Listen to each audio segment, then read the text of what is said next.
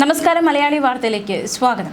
ഇടത് സർക്കാരിനെ ഒരു വേള പ്രതിരോധത്തിലാക്കിയ സ്വപ്ന സുരേഷ് വീണ്ടും പ്രതിപക്ഷത്തായിരിക്കുന്ന ഇടതിനെ നടുക്കി രംഗത്തെത്തിയിരിക്കുകയാണ്. മുൻ മുഖ്യമന്ത്രി പിണറായി വിജയനെയും സംഘത്തെയും പല വെളിപ്പെടുത്തലുകളിലൂടെയും പ്രസ്താവനകളിലൂടെയും സ്വപ്ന പലകുറി പ്രതിരോധത്തിലാക്കിയിരുന്നു. ഇത്തവണ വീണ്ടും സ്വപ്ന വാർത്തകളിൽ നിറയുമ്പോൾ പ്രതിപക്ഷം അക്ഷരാർത്ഥത്തിൽ കുരുക്കിലേക്ക് പോവുകയാണോ എന്ന ചോദ്യം ഉയരുകയാണ്.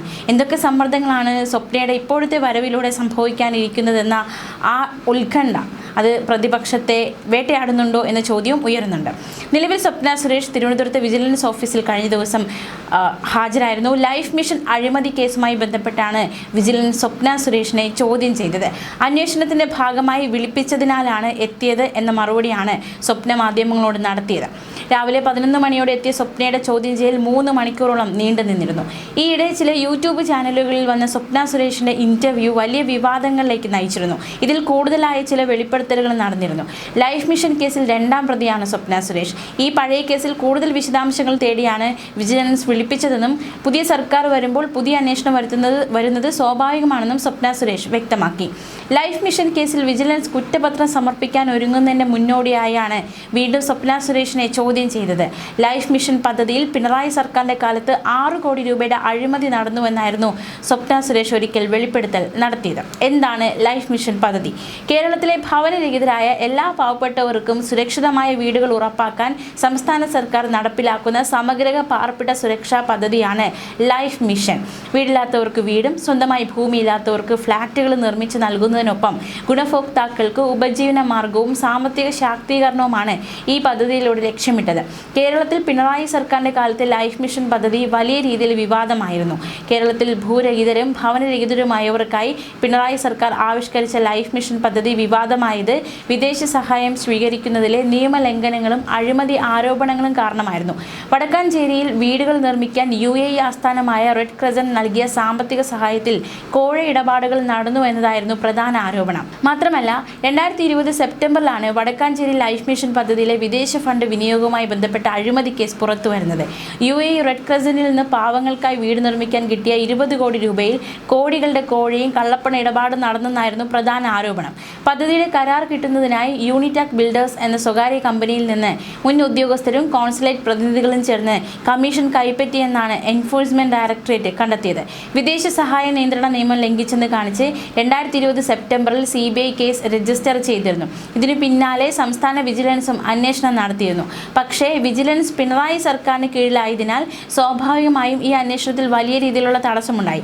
ഇപ്പോൾ സർക്കാർ മാറിയതോടെ UDF സർക്കാർ മുൻ പിണറായി സർക്കാരിനെ അടിക്കാനുള്ള വടിയായി ലൈഫ് മിഷൻ കേസ് ഉപയോഗിക്കുന്നു എന്ന ആരോപണം ശക്തമാണ്. എന്നാൽ ലൈഫ് മിഷൻ കേസുമായി ബന്ധപ്പെട്ട് സ്വപ്ന സുരേഷ് ചോദ്യം ചെയ്യപ്പെടുമ്പോൾ 3 മണിക്കൂറോളം ചോദ്യം ചെയ്യപ്പെടുമ്പോൾ എന്തൊക്കെ വെളിപ്പെടുത്തലുകളാണ് സ്വപ്ന സുരേഷ് നടത്തിയത്?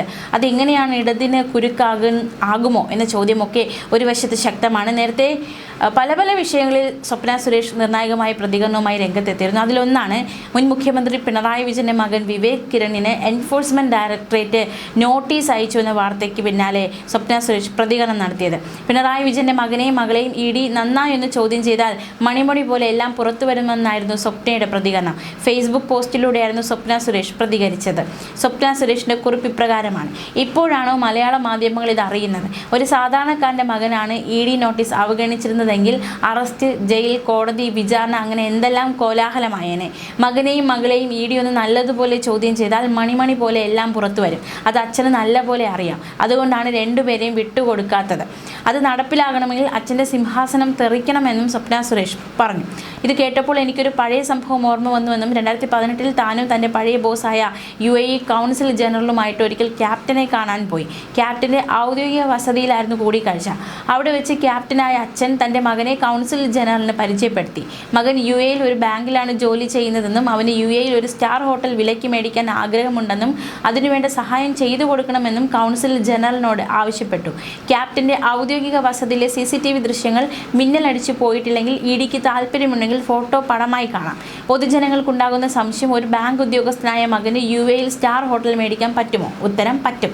അച്ഛൻ്റെ പദവി ദുരുപയോഗം ചെയ്ത് അച്ഛനും അമ്മയും സഹോദരിയും ഉണ്ടാക്കുന്ന കള്ളപ്പണം ഉണ്ടെങ്കിൽ പറ്റും. വരും ദിവസങ്ങളിൽ കൂടുതൽ സത്യങ്ങൾ പുറത്തു വരും, നമുക്ക് കാത്തിരിക്കാമെന്നായിരുന്നു സ്വപ്നയുടെ വെല്ലുവിളി. മാത്രമല്ല, സുരക്ഷാ ഭീഷണി നിലനിൽക്കുന്നതിനാൽ ബോഡി ഗാർഡുകളെ നിയോഗിച്ചിരുന്നു സ്വപ്ന സുരേഷ്. സുരക്ഷയ്ക്കായി 2 ജീവനക്കാരെയാണ് നിയോഗിച്ചത്. ഇവർ മുഴുവൻ സമയവും സ്വപ്നയ്ക്കൊപ്പം ഉണ്ടാകും. ഗൂഢാലോചന കേസ് റദ്ദാക്കണമെന്നാവശ്യപ്പെട്ട് സ്വപ്ന സുരേഷ് ഹൈക്കോടതിയെ സമീപിക്കാൻ നീക്കങ്ങൾ നടത്തിയിരുന്നു. അതിനു മുന്നോടിയായി സ്വപ്ന കൊച്ചിയിലെത്തി അഭിഭാഷകരുമായി കൂടിക്കാഴ്ച നടത്തിയിരുന്നു. അതേസമയം ഒരു ശബ്ദരേഖ പുറത്തു വന്നു. അതിന്റെ പേരിൽ പുറത്തു നടക്കുന്ന പ്രതിഷേധങ്ങൾ അത് തന്റെ വിഷയമല്ല എന്നും പ്രത്യേക അന്വേഷണ സംഘത്തിൽ നിന്നും നോട്ടീസ് കിട്ടിയിട്ടില്ല എന്നും സ്വപ്ന സുരേഷ് പ്രതികരിച്ചിരുന്നു. രഹസ്യമൊഴിയിൽ പറഞ്ഞ ചില കാര്യങ്ങൾ മാത്രമാണ് മാധ്യമങ്ങളോട് പങ്കുവച്ചതെന്നും ഗൂഢാലോചനയ്ക്കോ കലാപത്തിനോ ശ്രമിച്ചിട്ടില്ലെന്നുമായിരുന്നു സ്വപ്ന ഹർജിയിൽ ഉന്നയിച്ചത്.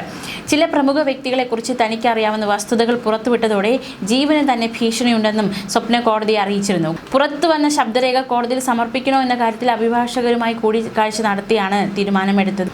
അതേസമയം ഇപ്പോൾ നിലവിൽ ലൈഫ് മിഷൻ കേസിൽ 2ാം പ്രതിയാണ് സ്വപ്ന സുരേഷ്. പുതിയ സർക്കാർ വരുമ്പോൾ പുതിയ അന്വേഷണം വരുമെന്ന് സ്വപ്ന സുരേഷ് മാധ്യമങ്ങളോട് ഇന്ന് കഴിഞ്ഞ ദിവസം പ്രതികരിച്ചിരുന്നു. ഇപ്പോൾ ഹാജരായത് പുതിയ കേസിലല്ല, പഴയ കേസിന്റെ തുടർച്ചയായാണ് എത്തിയത്. അന്വേഷണം തുടരുന്ന ഭാഗമായി ചോദ്യം ചെയ്യാൻ വിളിപ്പിച്ചിരുന്നു, അതുകൊണ്ടാണ് വന്നതെന്നും സ്വപ്ന സുരേഷ് വ്യക്തമാക്കിയിരുന്നു. ലൈഫ് മിഷൻ അഴിമതി കേസിൽ കുറ്റപത്രം നൽകുന്നതിന് മുന്നോടിയായാണ് വിജിലൻസ് പ്രതികളെ ഒന്നുകൂടി വിളിച്ച് ചോദ്യം ചെയ്യുന്നത്. ലൈഫ് മിഷൻ ഭവന പദ്ധതിയുടെ ഭാഗമായി UAEയുടെ സഹകരണത്തോടെ വടക്കാഞ്ചേരിയിൽ പാർപ്പിട സമുച്ചയം നിർമ്മിച്ച പദ്ധതിയിൽ 6 കോടി രൂപയുടെ കോഴ ഇടപാട് നടന്നതായിട്ടായിരുന്നു സ്വപ്ന സുരേഷിന്റെ ആരോപണം. ഈ നയതന്ത്ര സ്വർണ്ണക്കടത്ത് കേസ് വലിയ രീതിയിലാണ് പിണറായി സർക്കാരിനെ ഒരു ഘട്ടത്തിൽ വലിയ രീതിയിൽ പ്രതിസന്ധിയിലാക്കിയിരുന്നു. പക്ഷേ ആ ഒരു തിരഞ്ഞെടുപ്പ് സമയത്തൊക്കെ കേസ് വലിയ രീതിയിൽ വിവാദമായതാണെങ്കിൽ പോലും സർക്കാർ അത് ബാധിച്ചിരുന്നില്ല. എന്തായാലും ആ കേസുമായി ബന്ധപ്പെട്ടുള്ള നിർണായകമായ നടപടികളൊക്കെ പുരോഗമിക്കുന്നുണ്ട്. സ്വർണ്ണക്കടത്ത് കേസിൽ ശിവശങ്കർ 50 ലക്ഷവും സ്വപ്ന സുരേഷ് 6 കോടിയും, ഡോളർ കടത്ത് കേസിൽ സ്വപ്നയ്ക്കും ശിവശങ്കറിനും 65 ലക്ഷം രൂപ വീതവും പിഴ ഈടാക്കാനുള്ള ഒരു വിധി വന്നിരുന്നു. കസ്റ്റംസ് പ്രിവെൻറ്റീവ് കമ്മീഷണർ രാജേന്ദ്രകുമാറായിരുന്നു ഈ ഉത്തരവ് പുറപ്പെടുവിച്ചത്. മുൻ നയതന്ത്ര ഉദ്യോഗസ്ഥരടക്കം 44 പേരിൽ നിന്നും 66 കോടി രൂപ ഈടാക്കാനും നിർദ്ദേശം നൽകിയിരുന്നു. ഡോളർ കടത്ത് കേസിൽ യൂണിറ്റാക് MD സന്തോഷ് ഷീപ്പൻ 1 കോടിയും UAE കോൺസുലേറ്റ് മുൻ ജീവനക്കാരൻ ഗാലിദ് 1 കോടിയും പിഴ ഒടുക്കണമെന്നും ഉത്തരവിൽ വ്യക്തമാക്കിയിരുന്നു. നിയമവിരുദ്ധ പ്രവർത്തനങ്ങൾ നടന്നത് ശിവശങ്കറിന്റെ അറിവോടുകൂടിയാണെന്നും ഉത്തരവിൽ വ്യക്തമാക്കിയിരുന്നു. UAE കോൺസുലേറ്റ് മുൻ ജീവനക്കാരൻ ഗാലിദുമായി ശിവശങ്കറിന് അടുത്ത ബന്ധമുണ്ടായിരുന്നെന്നും പലതവണ ഡോളർ കടത്തിയത് ശിവശങ്കറിന്റെ അറിവോടുകൂടിയാണെന്നും ഉത്തരവിൽ വ്യക്തമാക്കിയിരുന്നു. അങ്ങനെ മാത്രമല്ല, ഒരു ഘട്ടത്തിൽ സ്വപ്നയുടെ സ്വത്തുക്കൾ എൻഫോഴ്സ്മെന്റ് ഡയറക്ടറേറ്റ് കണ്ടുകെട്ടുന്ന സാഹചര്യമുണ്ടായി. ബാങ്ക് ബാലൻസും വീടും ഉൾപ്പെടെയുള്ള സ്വത്തുക്കളായിരുന്നു കണ്ടുകെട്ടിയത്. ED തന്നെയാണ് എക്സിലൂടെ ഇക്കാര്യം അറിയിച്ചതും. ED സമർപ്പിച്ച കുറ്റപത്രത്തിൽ സ്വപ്ന സുരേഷ് ആ കേസിൽ 2ാം പ്രതിയാണ്. ന്യൂസ് ഡെസ്ക് മലയാളി വാർത്ത.